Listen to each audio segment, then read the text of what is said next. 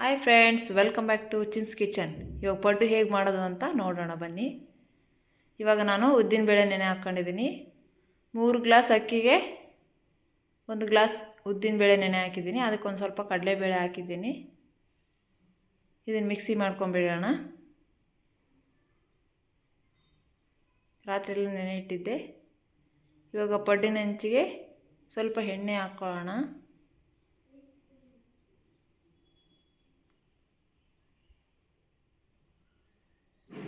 ಇದಕ್ಕೆ ಎಲ್ಲ ಮಸಾಲೆ ಹಾಕಿದ್ದೀನಿ.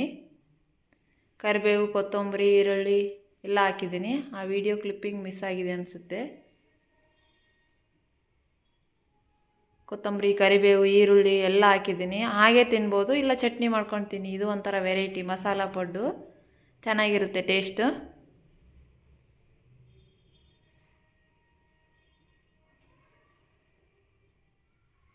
ನೋಡ್ರಿ, ಚೆನ್ನಾಗಿ ಬಂದಿದೆ.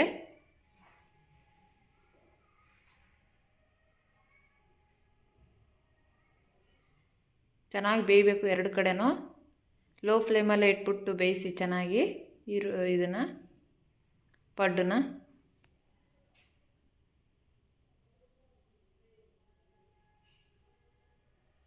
ಚೆನ್ನಾಗಾಗುತ್ತೆ ಟೇಸ್ಟ್ ಮಾತ್ರ. ಎಲ್ಲ ಈರುಳ್ಳಿ, ಮೆಣಸಿನ್ಕಾಯಿ ಬೇಕಿದ್ರೆ ಮಿಕ್ಸಿ ಹಾಕ್ಕೊಂಡು ಹಾಕಿ.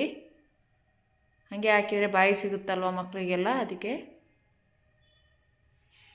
ಇಲ್ಲ ಇದಕ್ಕೆ ಸಬ್ಬಕ್ಕಿ ಸೊಪ್ಪಿದ್ರೂ ಹಾಕ್ಬೋದು, ಅದು ಚೆನ್ನಾಗಿ ಕೊಡುತ್ತೆ ಟೇಸ್ಟು.